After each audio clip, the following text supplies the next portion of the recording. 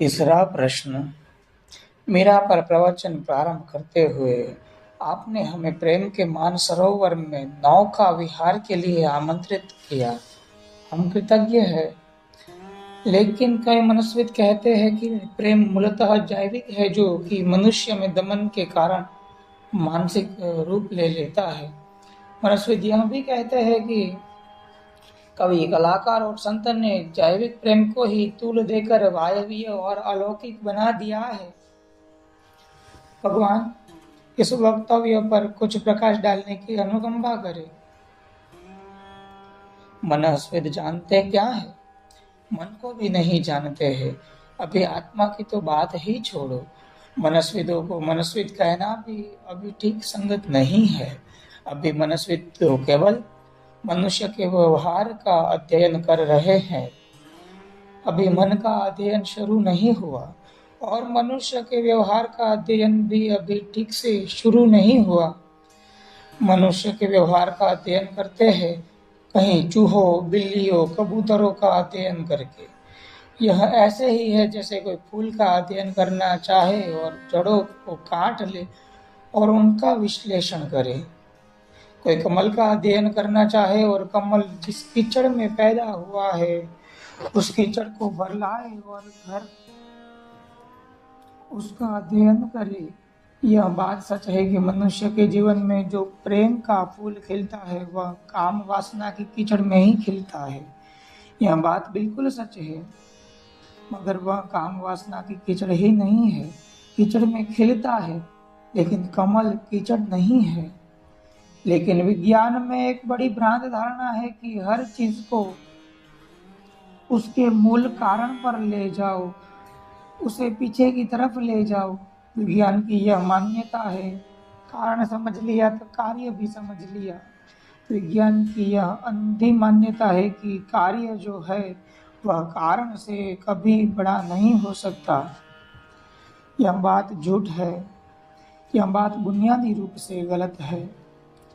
कार्य अक्सर कारण से बड़ा होता है। कीचड़ से ही कमल आता है, यह बात सच है, फिर भी कमल कीचड़ ही नहीं है, कीचड़ से बहुत ज्यादा है। और यह भी सच है, अगर तुम कमल को जाकर विश्लेषण करोगे ज्ञान की प्रयोगशाला में, विज्ञान की प्रयोगशाला में, तो उसमें से वह फिर कीचड़ खोज लेगा, किन किन तत्वों से बना है निकाल कर रख देगा।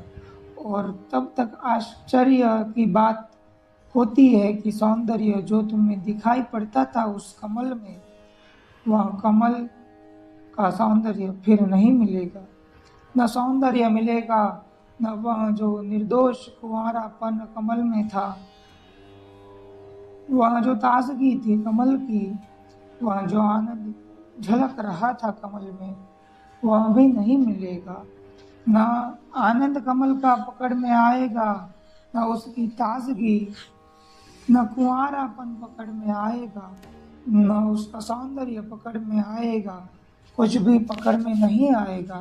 कमल का विश्लेषण करोगे, कीचड़ हाथ लगेगी, लेकिन कमल कीचड़ नहीं है। मनस्विद की भी वही भूल है, क्योंकि मनस्विद अभी विज्ञान के पीछे चलता है, इसी भ्रांति में कि किसी तरह उसका शास्त्र भी विज्ञान हो जाए। यह उसने गलत दिशा पकड़ी है। जीवन में जिन चीजों से मिलकर कुछ बनता है उन्हीं पर समाप्त नहीं होता। तुम हड्डी, मांस, मज्जा से बनकर बने हो, लेकिन तुम ज्यादा हो। तुम जानते हो भली भांति, तुम जब आंख बंद करके बैठोगे तो तुम पाओगे कि न तो तुम हड्डी हो, न मांस मज्जा हो, तुम चैतन्य हो। यह प्रत्येक की प्रतीति है कि वह चैतन्य है, लेकिन अगर तुम्हारे शरीर को तोड़ा फोड़ा जाए तो चैतन्य नहीं मिलेगा। चैतन्य चुप जाता है हाथ से। वह कैसे उड़ जाता है पता नहीं चलता। वह अदृश्य है, दृश्य का सहारा लेकर टिका है। तुम्हारे शरीर के बिना कहीं नहीं मिलेगा। तुम्हारे शरीर पर पैर जमाए खड़ा है, लेकिन एक दिन शरीर पड़ा रहेगा और चैतन्य जा चुका होगा। तब तुम कितना ही खोजो चैतन्य को न पाओगे। अब जबकि चैतन्य है अभी भी, अगर डॉक्टर पूरा शरीर को छेदन कर डाले तो भी कहीं चैतन्य को नहीं पाएगा। चैतन्य पाया ही नहीं जा सकता, क्योंकि चैतन्य पकड़ा नहीं जा सकता। चैतन्य अनंत है, असीम है। ऐसा ही मामला प्रेम और काम का है। तथाकथित मनस्वित कहते हैं कि प्रेम तो जैविक वासना है, काम वासना है। ठीक कहते हैं, एक सीमा तक सच कहते हैं, लेकिन उन्हें और पार का कुछ भी पता नहीं कि यह जो काम वासना है वह रूपांतरित हो सकती है। तुम ऐसा समझो कि एक वीणा रखी है और तुमने कभी वीणा ही नहीं देखी, और तुम वीणा बजाना भी नहीं जानते हो, और तुमसे कोई पूछे कि यह वीणा क्या है, तुम क्या करोगे? तुम तार नाप लोगे कि कितनी लंबाई के तार है। तुम इसमें लकड़ी लगी है वह देख लोगे, उसका हिसाब लगा दोगे। इसमें कितना हाथी दांत लगा है वह हिसाब लगा दोगे। इसमें क्या क्या है, कितनी चमड़ी लगी है, इसका हिसाब लगा दोगे। सब हिसाब लगा कर रख दोगे। मगर क्या तुम सोचते हो इसमें वीणा का हिसाब आ गया? इसमें असली बात तो चुप ही गई कि वीणा में एक संगीत सोया था, जो अगर कुशल कोई होता तो छेड़ देता तो जग जाता। जब वीणा से संगीत पैदा होता है तब संगीत क्या है? तार है, लकड़ी है, हाथी दांत है। जो संगीत पैदा होता है वह क्या है? निश्चित वीणा के बिना पैदा नहीं होता, लेकिन वीणा केवल उसकी अभिव्यक्ति में साधन है। वीणा उसका स्वरूप नहीं है। वह वीणा से कुछ ज्यादा है। वह वीणा पर थोड़ी देर के लिए टिक जाता है, उतरता है किसी आकाश से, वापिस आकाश को लौट जाता है। वीणा माध्यम है। ऐसी ही मनुष्य की जैविक वासना है। वह माध्यम है उसी प्रेम में जो उतरता है, जो बजना जानता है, जिसे काम पर ठीक ठीक बजाना सीख लिया है, उसे राम मिल जाता है। काम की वीणा में ही राम के स्वर उत्पन्न होते हैं। फिर मनस्विद अध्ययन किसका करते हैं? मनस्विद अक्सर पागलों का अध्ययन करते हैं, विकृत मनोदशाओं का, और तो कोई उनके पास जाएगा भी क्यों? फ्रायड ने जिंदगी भर विक्षिप्त लोगों का अध्ययन किया, और विक्षिप्त लोगों के आधार पर उसने नतीजे निकाले, जिन नतीजों को यह सारी मनुष्यता पर लागू करना चाहता है। यह बात बड़ी बेहूदी है। यह ऐसा ही है कि आदमी जमाने भर के जड़बुद्धि मूढ़ लोगों का इकट्ठा कर ले और उनका अध्ययन कर, और फिर अध्ययन का निष्कर्ष आइंस्टीन पर और बर्ट्रेड रसेल पर भी लगाना चाहे। हम उसे मूढ़ कहेंगे। हम कहेंगे तुम मूढ़ों का अध्ययन करते हो, और फिर मूढ़ों का अध्ययन करके तुम उस अध्ययन को सब पर फैलाना चाहते हो, जो कि मूढ़ नहीं है। यह बात अवैज्ञानिक है, यह न्यायोचित नहीं है। फ्रायड ने अध्ययन किया विक्षिप्त लोगों का, और विक्षिप्त लोगों के अध्ययन से उसने पाया कि सारी बीमारियां काम वासना की है, और सच पाया, क्योंकि मनुष्य जाति ने काम वासना को इतना दबाया है कि लोगों को रुग्ण बना दिया है। वीणा बजाना तो आता नहीं, तो वीणा को ले जाकर खूब गहरे में दबा दिया है, क्योंकि वह घर में रखी रहे तो भी झंझट है। कभी बच्चे छेड़ देते हैं, कभी गिर जाती है तो आवाज होती है, कभी बीच रात में चूहे दौड़ जाते हैं और आवाज कर देते हैं, तो नींद टूट जाती है। इस वीणा को घर में रखने से फायदा क्या है? इसे दबा दो, इससे उपद्रव ही होता है। अगर संगीत जगाना न आए तो वीणा से उपद्रव ही होता है, तो तुमने वीणा को दबा दिया है।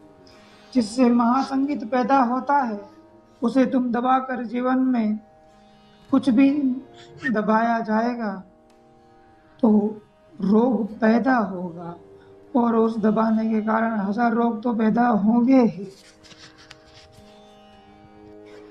जीवन में विकास होना चाहिए, दमन नहीं। और जीवन सतत विकासमान है, ऊपर और ऊपर। अगर तुम रुके तो तुम रुग्ण हो जाओगे।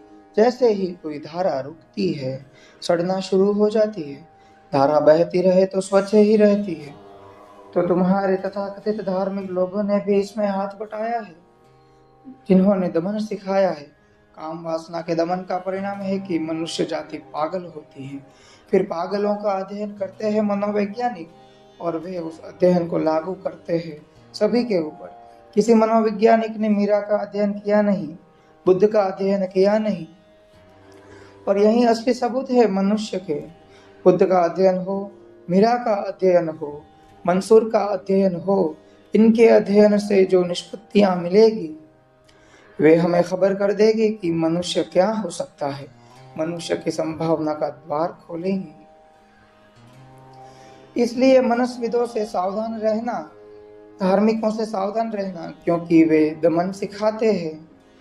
मनस्विदों से सावधान रहना क्योंकि वे पागलों की द्वारा ली गई निष्पत्तियों को सबके ऊपर आरोपित करते हैं। दोनों ही गलत है।